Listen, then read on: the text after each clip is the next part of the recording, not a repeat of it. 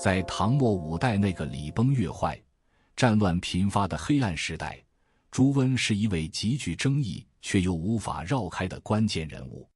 他从一个出身贫寒、不是生产的乡野少年，凭借着过人的胆识、残酷的手腕和敏锐的政治嗅觉，在农民起义的浪潮中崛起，先后依附黄巢起义军与唐朝朝廷，最终篡唐自立，建立后梁政权，成为五代十国历史的开创者之一。短短60年的人生，他见证了大唐帝国的覆灭，亲手开启了一个分裂动荡的新时代。他的一生充满了矛盾与悖论，既是平定黄巢之乱的功臣，又是弑君篡位、残暴弑杀的逆臣，既推行过利于民生的改革举措，又因荒淫无道、猜忌成性留下千古骂名。全面审视朱温的生平与功过，不仅能让我们读懂一个复杂多面的历史人物，更能深入理解五代十国这一特殊历史时期的社会变迁与时代特质。公元852年，朱温出生在宿州砀山县五沟里一个儒学家庭，其父朱成是以教授五经为业的乡塾先生，在乡里颇有声望。朱温在家中排行第3。然而命运的打击早早降临，朱温的父亲英年早逝，家庭失去了经济支柱，生活一落千丈。为了生存，母亲王氏不得不带着3个儿子前往萧县，依附于当地富户刘崇，以帮佣为生。寄人篱下的生活未磨平朱温的棱角，反而养就其叛逆不羁的性情。成年后，他身材魁梧，勇力过人，却不屑耕织，整日游手好闲，以豪雄自诩，横行乡里。人们大多对他十分反感，雇主刘崇更是因其慵惰懒散，多次加以责罚鞭打。但唯独刘崇的母亲对朱温另眼相看，认为朱温绝非池中之物。这位老妇人的眼光确实独到，她看出了朱温身上迥异于常人的气度，不拘礼法，敢于行险，且对时事有一种本能的敏锐。而这种气质，在即将到来的大动荡时代，将成为朱温崛起的最大资本。朱温所处的晚唐时期，正是大唐帝国危机四伏的年代。经过安史之乱的打击，唐朝的中央集权遭到严重削弱，藩镇割据局面日益加剧，各地节度使拥兵自重，赋税节流，政令不通，形成了国中之国的局面。中央政府内部宦官专权与朋党之争愈演愈烈，政治腐败，朝政混乱。而在社会层面，土地兼并日益严重，贫富差距悬殊，加上连年的自然灾害，爆发了严重的饥荒，饿殍遍野，民不聊生，大规模的农民起义一触即发。就在这样的时代背景下，公元875年，王先知与黄巢先后起事，一场席卷全国、历时近10年的大起义爆发，彻底撼动了帝国本就腐朽的根基。这场风暴为无数像朱温这样的底层边缘人物提供了打破阶层枷锁、攀登权力巅峰的历史缝隙。公元877年，朱温与二兄朱存毅然投身于黄巢起义军的洪流之中。对于朱温而言，这既是一次冒险，也是一次必然的选择。在那个战乱纷飞的年代，凭借武力建功立业，是底层民众摆脱贫困、实现阶层跨越的唯一途径。投身黄巢军后，朱温凭借着过人的勇力和出色的军事才能，在战场上屡立战功。他作战勇猛，冲锋陷阵，很快就从普通士兵中脱颖而出，被补为队长。在起义军转战岭南的过程中，二兄朱存不幸战死沙场，这让朱温悲痛之余，更加坚定了要在乱世中闯出一片天地的决心。他凭借一系列战功，逐渐获得了黄巢的赏识和重用。公元880年，黄巢起义军攻陷唐都长安，唐僖宗仓皇逃往成都避难。黄巢在长安建立大齐政权，大唐帝国的统治陷入瘫痪。此时的朱温已成为黄巢麾下的重要将领，被派遣领兵驻扎在东魏桥，负责保卫长安的外围防线。当时唐将诸葛爽率领北方行营的兵马驻扎在岳阳（今陕西省西安市阎良区五屯镇），对长安形成了威胁。黄巢命朱温前往招安诸葛爽，朱温审时度势，以利弊说之，精准切中诸葛爽在乱世中保存实力、待价而沽的心态，成功说服其率部归降。此次招安不仅解除了长安东北的军事隐患，稳固了大齐政权防线，更让朱温在黄巢军中威望大增。第二年初，他奉命率军攻打邓州（今河南省邓州市），此地扼守南北交通要道，是唐军从荆襄北上驰援的关键节点，其得失直接关乎大齐政权东南防线的稳固。朱温深谙此战重要性，亲率大军长途奔袭，凭借迅猛攻势迅速攻破邓州，生擒唐朝邓州刺史赵介，成功切断了唐军从荆襄北进的通路，稳定了大齐政权的东南局势。当他凯旋归朝时，黄巢亲赴坝上劳军，对其战功大加褒奖，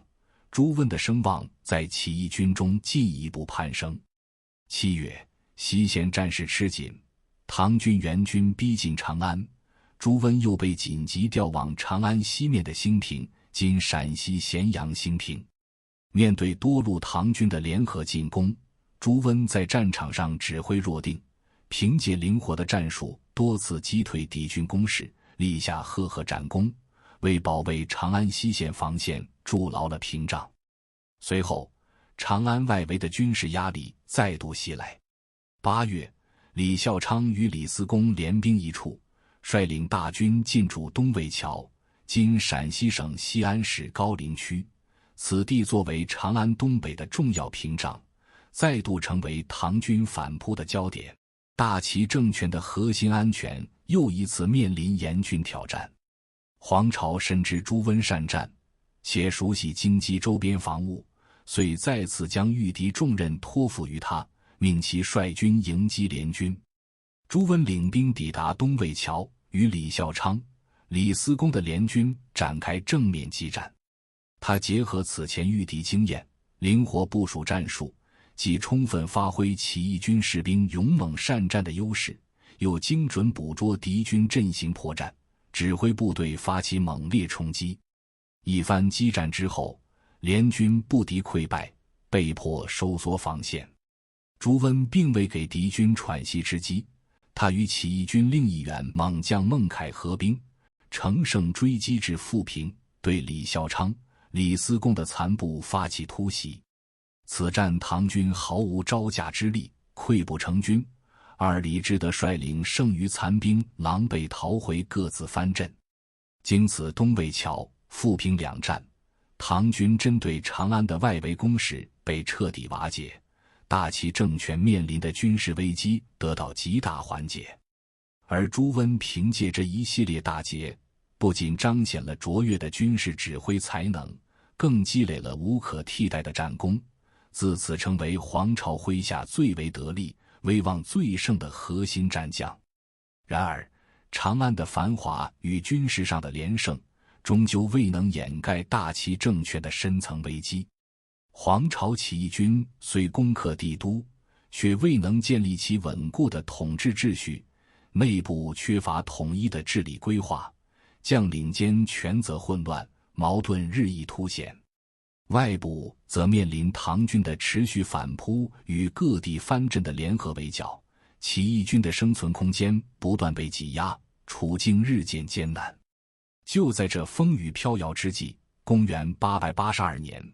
黄巢任命朱温为同州（今陕西省渭南市大荔县）防御使，令其自行率军攻取此地。同州地处渭水沿岸，是连接关中与河东的战略要地，拿下此地既能拓宽大齐政权的势力范围，也能牵制唐军动向。朱温领兵南下，凭借多年征战积累的作战经验，一路势如破竹，迅速攻克同州。唐朝同州刺史米城仓皇弃城。但朱温尚未站稳脚跟，新的威胁便已逼近。河中地区驻扎着唐朝河中节度使王重荣的数万大军，且王重荣早已联合其他藩镇，制定了收复同州的计划，数万精锐虎视眈眈，给朱温带来了巨大的军事压力。此后，朱温与王重荣在河中一带展开多次激战。王重荣麾下士兵多为久经沙场的精锐甲士，战斗力远胜朱温所部。朱温的军队屡战屡败，损失惨重。在一场关键战役中，王重荣挑选3万精锐主动出击，朱温的军队遭遇重创，陷入绝境。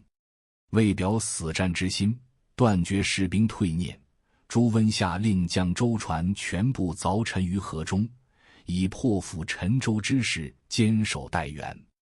可一方面，王重荣的大军持续攻城，朱温部兵力匮乏，粮草日渐短缺，坚守愈发艰难。另一方面，他多次向黄巢上书请求援军，然而这些求援表彰均被大齐政权的左军史孟凯截留，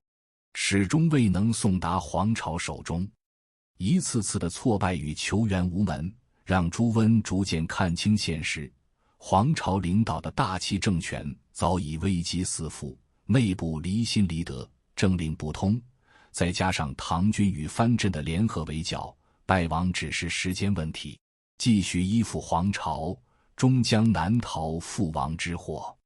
恰在此时，朱温身边的亲信将领胡真、谢同也早已洞悉起义军的颓势，纷纷劝说他审时度势，归降唐朝。谢同直言进谏，黄巢起于草莽，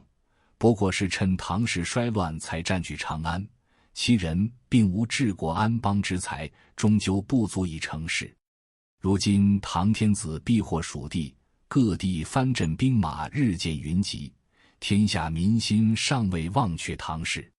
公若能率领同州军民归国，唐朝必定厚待于你，你亦可借此自图富贵，何必与黄巢一同走向覆灭呢？这番话精准击中了朱温的心思，他本就并非真心忠于黄巢的起义事业，当初投身义军不过是为了在乱世中寻找崛起的契机，如今起义军大势已去，归降唐朝既能保全自身性命，更能为实现个人野心开辟新的道路，已然成为当下最优的选择。下定决心后，朱温不再犹豫，正式启动叛齐降唐的计划。他果断斩杀监军使严氏，彻底切断了与大齐政权的羁绊。随后召集同州军民，公开宣布归降唐朝，率领全城上下向王重荣投诚。为表归降诚意，朱温对王重荣极尽恭敬，以舅父之礼相待，言辞恳切。王重荣当即飞章上奏唐僖宗。唐僖宗得知这员黄巢麾下的得力战将来降，大喜过望，当即下诏任命朱温为左金吾卫大将军，更特意赐名全忠，寄望他能忠心耿耿辅佐唐氏，平定各地叛乱，重振朝纲。朱温叛齐降唐，不仅彻底扭转了自身命运，更成为黄巢起义由盛转衰的关键节点，乱世格局自此悄然改写。此后，朱温率领所部与河中兵士协同作战，转战各地，所向披靡，成为镇压黄巢起义的重要力量。公元883年4月，在唐军与各地藩镇的联合追击下，黄巢起义军节节败退，被迫撤离长安，向东方仓皇逃窜。朱温率军参与了收复长安的战事，与各路唐军一同收复了这座沦陷已久的帝都。大局初定后，朱温便率领麾下一旅精锐，手持朝廷符节东下，奔赴汴州（今河南开封），赴任宣武军节度使。此时的他年仅32岁，便已跻身一方藩镇主帅，成为搅动中原局势的关键人物。汴州地处中原腹地，扼守南北交通要道，既是兵家必争的军事重镇，也是商贾云集的经济枢纽，战略地位至关重要。但历经多年战乱与连年饥荒，这座昔日繁华的城池早已残破不堪，城内府库空虚，公司穷竭，驻守的士兵因长期缺饷而骄横难治，动辄哗变。城外则有黄巢余部流窜劫掠，周边藩镇也虎视眈眈，局势可谓内忧外患，岌岌可危。面对这个局势，朱温毫无退缩之意，他深知汴州是自己立足中原的根基，唯有迅速稳住局面，方能图谋长远。凭借着乱世中淬炼出的强硬手腕与卓越治理才能，朱温很快拿出了破局之策。在军事上，他大力整顿军纪，针对骄兵悍将的跋扈行径毫不手软，明确军令，严惩违抗者，轻则重罚，重则斩首示众，以铁血手段震慑了军中的嚣张气焰，让军队战斗力与服从性大幅提升。在民生与经济上，他着力安抚百姓，一方面下令减免繁重赋税，减轻民众负担，另一方面积极鼓励耕织，组织军民开垦荒田，修复水利设施，让流离失所的百姓得以重返家园，安心生产。短短数年时间，汴州的局势便焕然一新，经济逐渐复苏，人口也不断回流增长。原本动荡不安的军事重镇，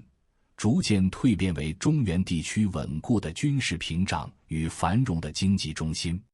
朱温以汴州为根基，不仅积累了充足的粮草与兵力，更赢得了当地百姓的支持，为他日后兼并周边藩镇，争霸中原奠定了坚实的基础。但此时中原的乱局并未平息，黄巢虽已撤离长安，其残余势力仍保有不小的战力。更致命的是，蔡州刺史秦宗权公然与黄巢余孽勾结，拥兵作乱，在中原大地烧杀劫掠，无恶不作。其中，秦宗权率军围攻陈州（今河南淮阳）长达近300日，城池几近被破，城中百姓惨遭屠戮，流离失所，中原民生陷入绝境。唐僖宗将平定叛乱的重任再次托付给已崭露头角的朱温，命其率军围剿叛军。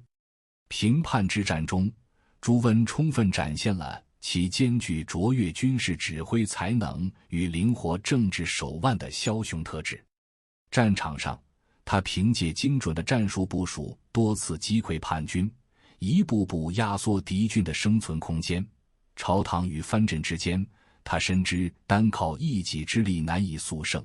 于是主动遣使联络周边藩镇，缔结同盟，集结各方力量，共同对抗叛军，形成了合围之势。公元884年，叛军势力仍盛，朱温麾下兵力渐感不支，难以独自支撑战局，便向实力雄厚的河东节度使李克用遣使求救。李克用素有骁勇之名，麾下骑兵精锐善战，接到求援后，当即率领数千骑兵驰援中原，与朱温大军合兵一处。两军会师后，迅速锁定战机，对正在渡河的黄巢起义军发起突袭。此时起义军半数已渡，半数仍在河中，阵型大乱，首尾难顾。朱温与李克用趁机下令猛攻，起义军被杀万余人，余部四散奔逃。经此一役，黄巢麾下一众猛将纷纷归降朱温，其兵力与战力得到极大扩充，在中原的话语权愈发加强。然而，这场联手平叛的同盟，终究没能抵得过枭雄间的猜忌与野心。短暂的合作很快便因一场血案彻底破裂。黄巢起义被平定后，朱温在汴州设宴，款待前来驰援的李克用。席间，李克用年轻气盛，又因饮酒过量，言语间对朱温多有轻慢，傲慢无礼之举尽显，丝毫未顾及朱温的颜面。朱温本就心胸狭隘，猜忌成性，见状怒火中烧，暗中滋生了杀心。他深知李克用骁勇善战，势力雄厚，今日不除，日后必成自己争霸中原的劲敌。当晚，朱温密令甲士悄然包围李克用下榻的上元驿，企图将李克用及其麾下全部斩尽杀绝，永绝后患。万幸的是，当晚突降大雨，雷电交加，夜色与风雨掩盖了逃生的痕迹。李克用在亲兵的拼死护卫下，趁乱翻墙逃脱，侥幸保住一命。但他的300余名部下却尽数死于朱温的刀下，无一生还。这场震惊中原的上元驿之变，彻底撕裂了朱温与李克用之间的最后一丝情谊，将彼此推向对立面，两人结下血海深仇。此后，朱温与李克用成为争夺中原霸权的核心对手，他们之间的征战贯穿了整个后梁时期，不仅左右了中原地区的局势走向，更深刻影响了5代10国的历史格局，为乱世再添一抹浓重的血色。上元驿的血雨腥风尚未散尽，中原的霸权之争已悄然转向新的对手。黄巢起义被平定后，蔡州刺史秦宗权迅速填补了权力真空，成为中原地区最猖獗的割据势力。他拥兵数万，盘踞蔡州（今河南汝南），以更甚的残暴手段四处征伐，所到之处不仅烧杀抢掠，更动辄屠城灭邑，致使中原环服数千里，待绝人烟，百姓避之如避豺狼。公元884年，秦宗权将扩张的矛头直指朱温的根基汴州，一场关乎中原归属的恶战就此打响。朱温率部顽强抵抗，双方在汴州周边反复拉锯，互有胜负。而此时唐氏早已衰微，藩镇各自为政，朱温根本无法指望朝廷支援，只能凭一己之力与秦宗权死磕。就在朱温厉兵秣马之际，秦宗权已率先发难。他派部将张志、秦贤率领数万大军进驻汴州北郊，营栅连绵20余里，如同铁箍般将汴州团团围住，企图困死城中军民。朱温深知此时退无可退，与秦宗权的决战已然箭在弦上，与其被动挨打，不如先发制人。他立刻召集众将部署战术，决定以精锐突袭撕开敌军防线。战役打响后，朱温亲自挂帅，直扑秦贤的营寨。秦贤自是兵多将广，防备松懈，面对汴军的迅猛攻势，毫无招架之力。汴军将士奋勇争先，连破秦贤4座营寨，斩首万余级。秦贤仅率数十骑残部狼狈西逃。朱温随即亲率精锐突袭秦宗权另一部将卢唐。恰逢当日昏雾四合，能见度极低，朱温借浓雾掩护发起冲锋，卢唐军猝不及防，瞬间溃乱，许多士兵慌不择路，坠入河中溺亡。卢唐走投无路，最终投河自尽。接连2场大胜，彻底击垮了秦军的士气，剩余部队龟缩不出。朱温乘胜追击，终于在汴水之畔与秦宗权的主力展开决战。这场恶战从清晨寅时一直打到午后申时，双方厮杀的血流成河。朱温身先士卒，麾下将士更是以一当十，最终彻底击溃秦军，斩首2万余级，缴获的牛马辎重堆积如山。秦宗权带着残兵败将仓皇逃回蔡州，朱温率军追至杨武桥，方才收兵。经此一役，秦宗权元气大伤，再也无力对汴州构成威胁，而朱温则凭借这场酣畅淋漓的胜利，进一步巩固了在中原的统治地位，成为无可争议的中原霸主候选人。公元888年，唐昭宗即位，此时的秦宗权已经众叛亲离，实力大不如前。同年3月，秦宗权的部将申从发动兵变，将秦宗权擒获，并折断其足，囚禁起来，随后遣使向朱温投降。但不久之后，申从又被部将郭樊所杀，郭樊随后将秦宗权押送至汴州，朱温又派人将秦宗权荐送长安。唐昭宗前往延禧楼接受俘虏，随即下令将秦宗权斩于独柳树下，蔡州之乱终于平定。平定秦宗权后，唐昭宗为了表彰朱温的功绩，下诏加朱温10封100户，赐庄宅各1区，又加授朱温检校太尉、兼中书令，晋封东平王。此时的朱温已经成为中原地区最强大的藩镇势力，拥有了与唐朝中央政府分庭抗礼的实力。平定秦宗权这一最大威胁后，中原大地的权力版图再次洗牌，朱温将扩张的锋芒转向了朱轩与朱瑾兄弟。早年间，朱轩、朱瑾曾与朱温缔结同盟，在平定秦宗权的战事中出兵相助，三方一度形成互为犄角的军事联盟。然而，战争结束后，朱轩、朱瑾见朱温麾下军队勇悍善战，心生觊觎，竟暗中在边界悬挂金帛，以重金引诱朱温的士兵叛逃。这种背信弃义的行径彻底激怒了朱温，成为双方矛盾的导火索。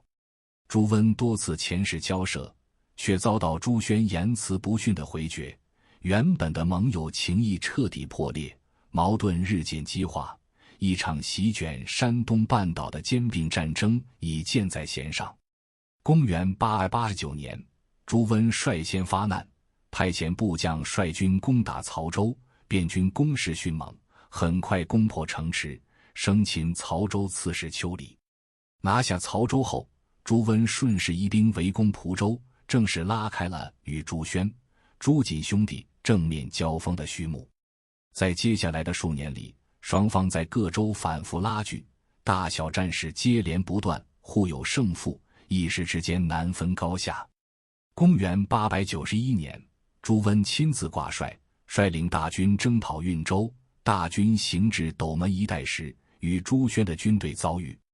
朱轩深谙兵法，趁夜发动突袭，直扑朱温部将朱有玉的营寨。朱有玉猝不及防，被迫率军南撤。朱温未能及时获知战况，误以为朱有玉正在追击敌军，贸然率军跟进，结果陷入朱轩早已设下的埋伏圈。汴军腹背受敌，损失惨重，部将李凡等数人战死沙场，朱温本人也身陷重围，险些被俘。危急关头，部将张归厚挺身而出，率领亲兵奋力死战，硬生生杀出一条血路，朱温才得以侥幸逃脱。这场斗门之败成为朱温征战生涯中少有的惨败，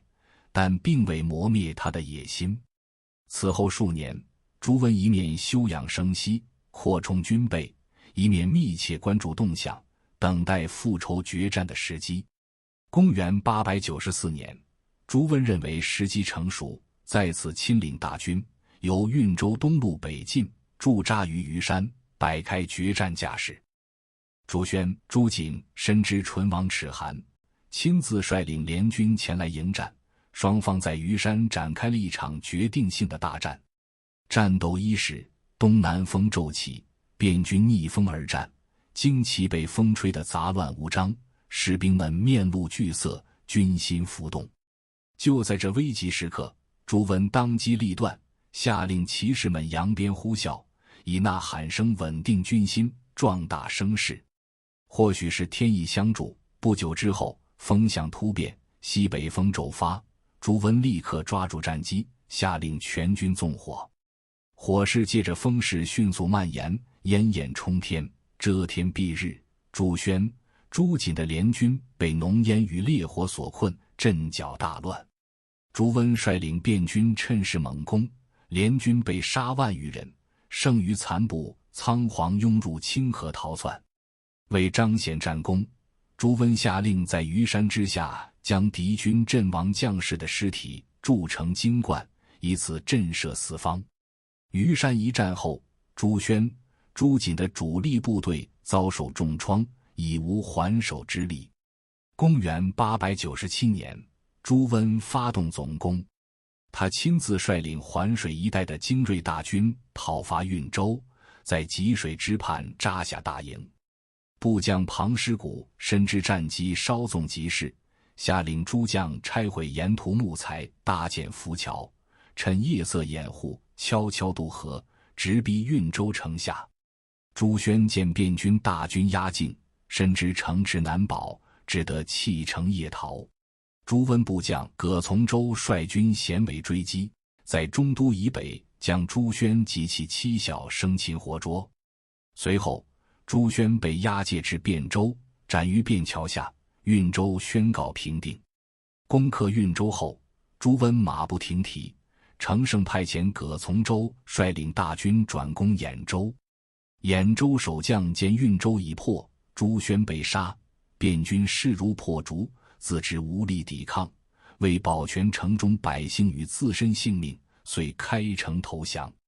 朱瑾走投无路，只得率领少量残部逃往淮南。至此，运州、兖州全部被朱温收入囊中。经此一系列征战，朱温的势力范围从中原腹地扩展至黄河中下游全域，麾下兵马精悍，疆域辽阔，成为这一地区无可争议的绝对霸主，为他日后篡唐建梁、掌控天下奠定了坚实的基础。在黄河中下游地区站稳地位后，朱温的野心不再局限于藩镇割据的格局，而是将目光投向了唐朝中央政府的最高权力。随着实力日益强盛，他开始积极布局，谋求对朝廷的绝对控制权。公元900年，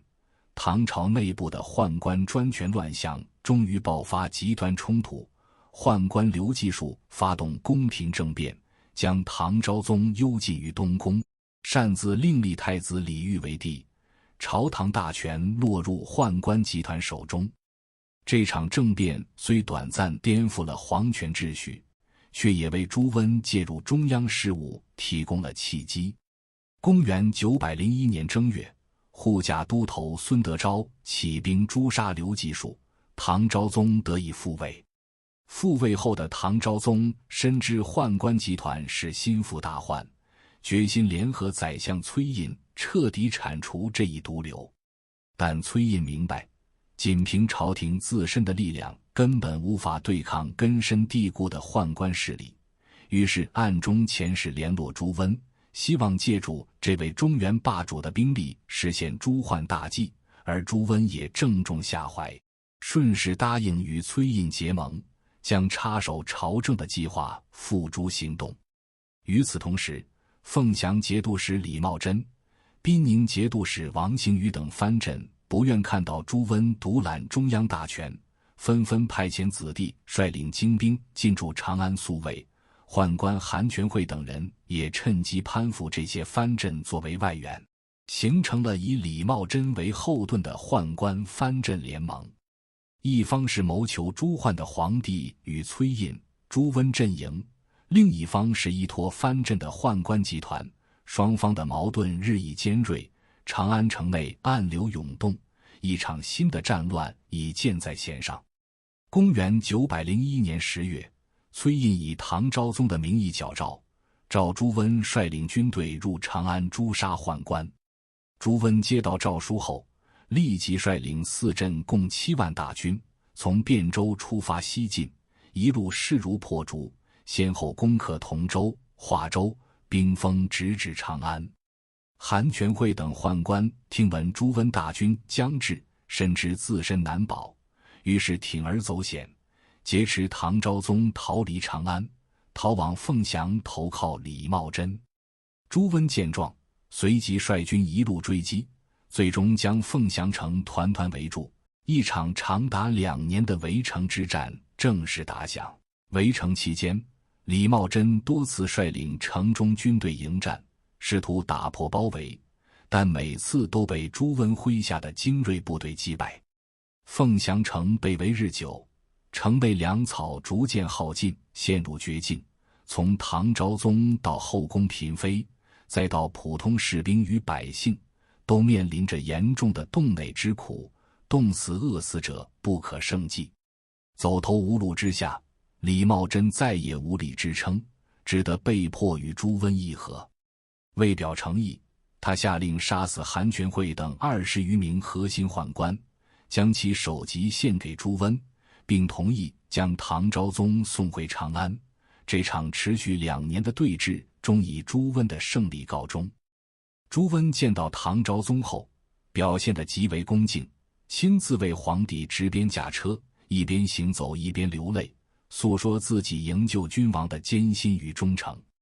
周围的文武官员与士兵见此情景，都纷纷称赞朱温是匡扶社稷的忠臣，却不知这不过是他掩盖野心的伪装。在朱温的压力下，唐昭宗下令诛杀宫中宦官700余人，从根源上铲除了困扰晚唐多年的宦官势力，而朝廷的军政大权也随之彻底落入朱温手中。为表彰朱温的再造之功，唐昭宗赋予其节制全国兵马的大权。同时，唐昭宗还允许朱温留下儿子朱有伦担任护驾指挥使，率领军队常驻长安守卫，实则是将皇帝与朝廷置于朱温的武力监控之下。安排妥当后，朱温率领大军东归汴州，遥控指挥长安的朝政。此时的唐朝中央政权早已名存实亡，唐昭宗彻底沦为朱温手中的傀儡。朱温并未满足，而是加紧了篡唐的最后部署，迁都洛阳便是他迈出的关键一步。公元904年，朱温以兵士亲逼京畿为借口，接连上表朝廷，强硬请求唐昭宗迁都洛阳。此时的唐昭宗早已无力反抗，只能在朱温的胁迫下被迫应允。诏书一颁，朱温便立刻下令拆毁长安的宫殿、官署与民宅。这座承载着大唐300年荣光的古都，在斧凿声中沦为废墟。拆下的巨木被推入渭河，顺流飘往洛阳，成为修建新宫的建材，而无数长安百姓则被迫背井离乡，随皇室东迁。昔日繁华帝京就此衰败，彻底退出了中国政治中心的舞台。迁都前夕，朱温为扫清朝堂障碍，对反对者展开了血腥清洗。他密令伪造唐昭宗的诏令，将宰相崔胤、京兆尹郑元圭等一批忠于唐氏的大臣悉数诛杀。这些人曾是朱温诛灭宦官的盟友，如今却因阻碍其篡权之路，沦为刀下亡魂。朱温的冷酷与野心在此刻暴露无遗。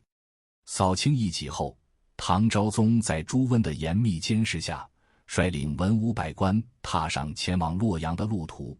每一步都如同踏在刀刃之上。抵达洛阳后，唐昭宗的处境愈发岌岌可危。他被软禁在宫殿之中，身边的侍从全是朱温的亲信，一言一行都受到严密掌控。深知自己性命难保的唐昭宗，暗中派遣使者携带密诏，向李克用、李茂贞等仍与朱温敌对的藩镇求救，盼着能有人起兵勤王。然而，洛阳城早已被朱温布下天罗地网，这些使者刚出城门便被捕获，求救的希望彻底断绝。朱温得知此事后，愈发认定唐昭宗是自己篡权路上的绊脚石。这位皇帝虽无实权，却仍是天下人心目中的天子，若被藩镇利用，必将成为反对自己的旗帜。除掉唐昭宗已成为朱温的必然选择。公元904年8月，朱温密令部将蒋玄辉、史泰等人执行弑君计划。深夜，蒋玄辉率领士兵闯入宫中，以有急事面奏为由，强行闯入唐昭宗的娇兰殿。唐昭宗见士兵持刃闯入，心知大难临头，起身欲逃，却被史泰追上。最终，这位饱经磨难的皇帝惨死于娇兰殿中，年仅38岁。唐昭宗死后，朱温为掩人耳目，对外谎称皇帝暴病而亡，随后立昭宗第9子，年仅13岁的李柱为帝，即唐哀帝。一个年幼的傀儡皇帝，更便于朱温操控朝政，篡唐的步伐也因此加快。唐哀帝即位后，朝廷大权被朱温彻底垄断，所有政令皆由朱温在汴州遥控发出，皇帝不过是摆放在龙椅上的象征。为彻底铲除唐朝的根基，朱温开始有计划地清洗唐朝宗室与忠臣。公元905年，朱温在华州白马驿设下埋伏，将裴叔、崔元等30余名忠于唐氏的大臣诱至此处，尽数斩杀。随后，他下令将这些大臣的尸体投入黄河之中。这场针对清流朝臣的集体屠戮，史称白马驿之祸。它不仅清洗了朝堂，更象征着绵延数百年的门阀氏族政治在武力与血腥面前走向衰落。经此一役，唐朝的宗室贵族、朝堂重臣被诛杀殆尽，支持李唐王朝的最后力量被彻底清除，朱温篡唐自立的道路已无任何阻碍。公元907年4月，时机已然成熟。朱温在汴州正式称帝，定国号为梁，改元开平，史称后梁。登基之日，朱温改名为朱晃，将早已去世的妻子张惠追封为元贞皇后。这位贤妻曾多次规劝朱温，是他一生中少有的温暖与约束。随后，朱温派人前往洛阳，将唐哀帝废除为晋阴王，迁往曹州软禁。但他仍不放心，不久后便派人将唐哀帝镇杀。随着唐哀帝的离世，享国289年的大唐帝国正式宣告灭亡。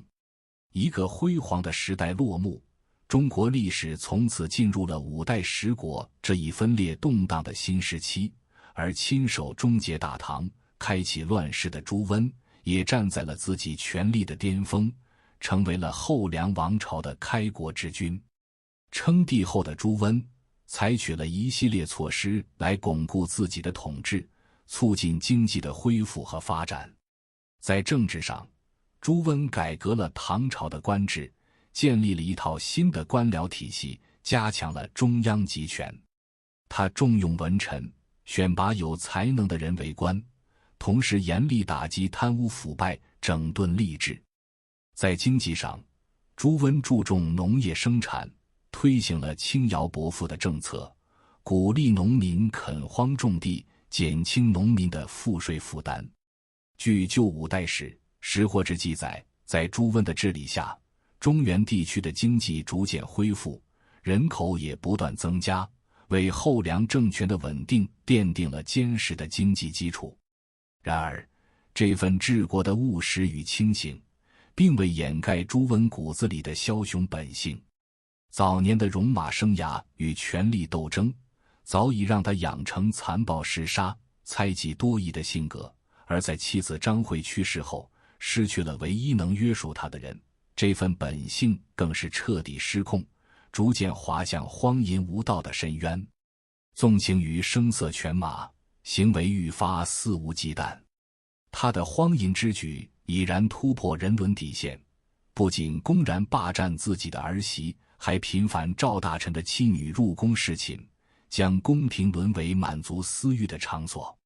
朱温的长子朱有玉早逝，次子朱有圭、三子朱有贞等均已娶妻，他却不顾纲常伦理，将儿媳们召入宫中轮流侍寝。更令人啧舌的是，朱有圭、朱有贞等皇子为争夺储君之位，竟对父亲的乱伦行径听之任之，甚至暗中纵容妻子讨好朱温，企图通过枕边风获取青睐，换取继承皇位的筹码。这种禽兽之行彻底摧毁了家庭内部的伦理纲常，也预示了政权继承的极端混乱与血腥。而朱温晚年在皇位继承问题上的摇摆不定，更是直接点燃了宫廷政变的导火索。他对养子朱有文格外偏爱，认为其兼具才识与谋略，远胜亲生诸子，便动了立朱有文为太子的心思。这一想法让次子朱有圭陷入了极度的恐慌与不满。朱有圭的母亲曾是亳州军营中的娼妓，出身低微的他本就不受朱温待见，如今得知自己将失去继位希望，加之此前他因一点小过错遭到朱温斥责，被外放为莱州刺史，而当时被贬谪的官员往往会被后续追赐死罪，双重恐惧之下，朱有圭决心孤注一掷，以政变夺取皇位。公元912年闰5月，朱有圭乔装改扮，暗中潜入左龙虎军，找到统军韩情。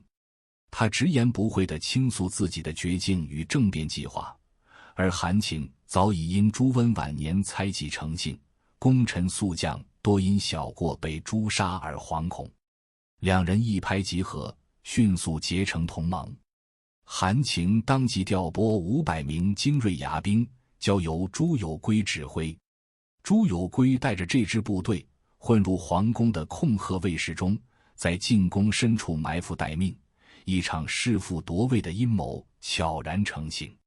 夜半时分，万籁俱寂，朱有圭率领士兵冲破宫门，直奔朱温的寝殿。宫中市集的宫女宦官吓得四散奔逃，朱温从睡梦中被惊醒，挣扎着起身喝问：“反者为谁？”当看清来人是朱有圭时，他又惊又怒，怒斥道：“我早疑心你这逆子，后悔没有早点杀你。你如此悖逆，天地岂能容你？”朱有圭早已被权力与恐惧冲昏头脑，厉声回骂：“老贼该被碎尸万段！”话音刚落，他的亲信便手持利剑，直刺朱温腹部，锋利的刀刃穿透腹腔，从背部穿出。这位开创了5代第一个中原王朝的枭雄，就以如此不堪、惨烈且充满讽刺意味的方式，结束了他61年的复杂人生。杀死朱温后，朱有圭为掩人耳目，用破旧的毡布包裹住尸体，埋在寝殿的地砖之下，对外严密封锁死讯。随后他紧急派遣供奉官快马赶赴东都，传令给君王朱有贞，命其诛杀朱有文，唯有除掉这位准太子，他的皇位才无后顾之忧。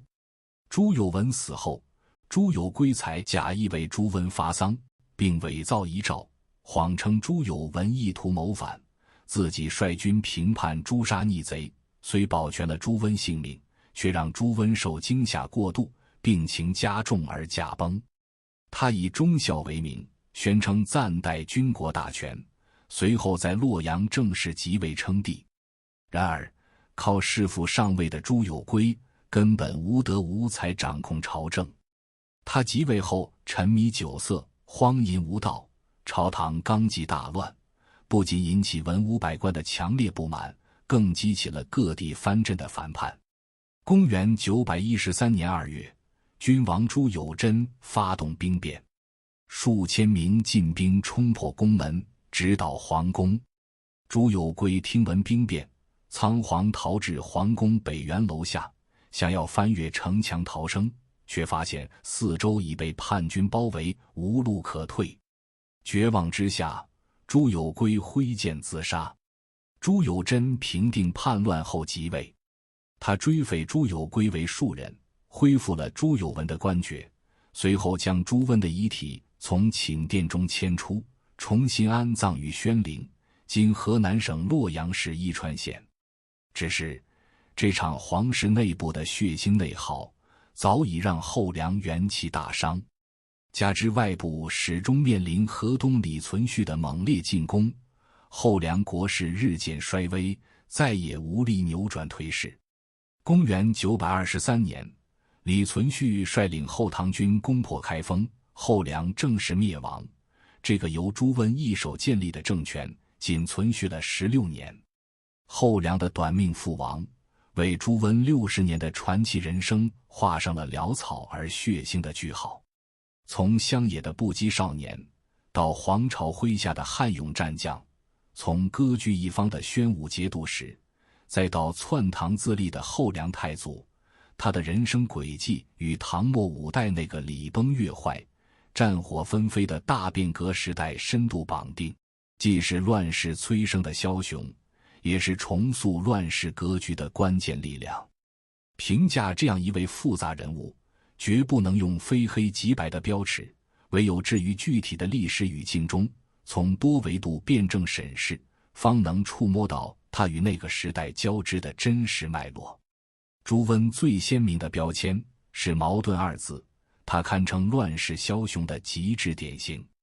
其身上蕴藏的非凡个人能力，是他冲破阶层壁垒的核心资本。军事上，无论是早年追随黄巢时冲锋陷阵，屡破唐军，还是独镇汴州后与秦宗权、朱宣兄弟等强敌周旋，他总能以灵活战术捕捉战机，或突袭，或合纵，将战场主动权牢牢握在手中。政治上，他深谙挟天子以令诸侯的权术精髓，借唐氏旗号扩张势力，又能在叛齐降唐、迁都洛阳、弑君篡唐等关键节点，做出冷酷而精准的决策，一步步将最高权力收入囊中。治理上，他并非纯粹的武夫，在汴州及后梁核心区域，他推行轻徭薄赋，鼓励耕织，整顿吏治，让饱经战乱的中原经济得以喘息，为霸业筑牢物质根基。在门第观念僵化的晚唐，他出身底层，凭借勇力、智谋与狠辣一路登顶，身上涌动着一种颠覆固有秩序的底层生命力。这种生命力在乱世中尤为致命，也尤为有效。但这份生命力的底色却是令人战栗的黑暗、残暴、猜忌与彻底的道德虚无，贯穿了他的权力之路。朱温的残暴并非偶发的情绪宣泄，而是系统性的统治手段。其军队屠城掠地的记录史不绝书，屠戮华州的惨烈让百姓对其军队避之如虎。对内，他对功臣宿将动辄以小过诛杀。白马驿之祸中，30余名唐朝清流大臣被集体斩杀并投尸黄河，手段之狠绝震慑朝野。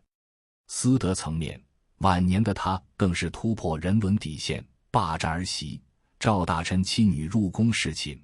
而皇子们为争储位竟纵容默许，将皇室沦为道德废墟。背信弃义更是他的常态，从背叛黄巢到偷袭盟友李克用，从弑杀唐昭宗到猜忌亲信，他的权力扩张始终伴随着背叛与血腥。这种为达目的不择手段的实用主义，虽能助他在乱世中快速崛起，却也让政权失去了最核心的凝聚力。靠利益捆绑与恐怖威慑维系的统治，终究难以长久。当军事胜利的光环褪色，当恐怖的屠刀挥向统治集团内部，众叛亲离，祸起萧墙变成了必然结局。从历史进程来看，朱温扮演着终结者与开创者的双重角色。他亲手给了垂垂老矣的唐王朝最后一击，用一场血腥的禅让仪式埋葬了延续近300年的辉煌帝国。在以儒家伦理为核心的传统史观中，这无疑是篡逆大罪，是他道德破产的铁证。但客观而言，唐王朝的覆灭早已是历史定局，政治腐败、宦官专权、藩镇割据的沉疴，早已让帝国病入膏肓。朱温的篡唐，不过是完成了这一历史进程的最后一步。他建立的后梁，虽短命，却开启了5代十国的新纪元。定都汴州的选择，打破了长安、洛阳长期垄断政治中心的格局，提升了中原东部的战略地位，为日后北宋定都开封埋下伏笔。他对宦官集团与旧士族的打击，客观上为北宋成熟的文官政治扫清了部分障碍，而他在军事、政治上的成败得失，也为后来的郭威、柴荣、赵匡胤等统治者提供了鲜活镜鉴。朱温与后梁的最终失败，根源在于政权缺乏合法性与向心力，靠背叛与暴力堆砌的权力，始终站在道德与舆论的对立面，无法获得士大夫阶层的认同，也难以赢得周边藩镇的真心臣服。他的统治始终依赖个人权威与军事威慑，未能构建起一套稳定的制度体系与文化认同，既没有继承唐王朝的正统性，也没有建立起新的统治伦理。这种放大版藩镇的统治模式，注定会随着核心人物的衰落而崩塌。他晚年的继承乱局与亲子弑父的悲剧，正是政权内在缺陷的缩影。一座建立在暴力与背叛之上的宫殿，即便外表雄伟，终究难逃沙丘崩塌的命运。放在更广阔的历史视野中，朱温是唐末5代5人政治的典型代表。这个时代的核心逻辑是中央集权崩溃后，军事强人凭武力竞逐最高权力的丛林法则。朱温是这片丛林中最成功的猎手，却从未想过结束丛林状态。他将晚唐藩镇割据的逻辑推向极致，以武将身份直接取代中央，却无力重建文治秩序与统一伦理。而结束5人乱政，重建稳定王朝的历史任务，需要的是抑制武将、恢复文治、重构制度，这些都远非朱温的格局所能承载，只能留待后来的周世宗柴荣与宋太祖赵匡胤去完成。回望朱温的一生，他是能力超群却道德沦丧的枭雄，是旧秩序的毁灭者，也是新混乱的制造者。他的人生如同一面扭曲的镜子，映照出唐末5代那个失序时代的残酷本质。旧有的礼法、道德、秩序已然崩解，新的稳定结构尚未诞生，力量成为唯一的裁判，野心与暴力主导着历史的走向。他不是开创太平的英主，也非一无是处的恶魔，而是在历史转折的裂缝中，凭借原始本能与过人机诈爬上权力顶峰，最终又被自己亲手释放的黑暗力量吞噬的复杂个体。他的成功与失败、智谋与残暴，共同构成了理解那个乱世的钥匙，而他的故事也成为一部关于权力异化、人性局限与时代困境的沉重史诗，在历史长河中始终发出振聋发聩的警示。历史从未远去，它在声音中回荡。我是深入历史，我们下期再见。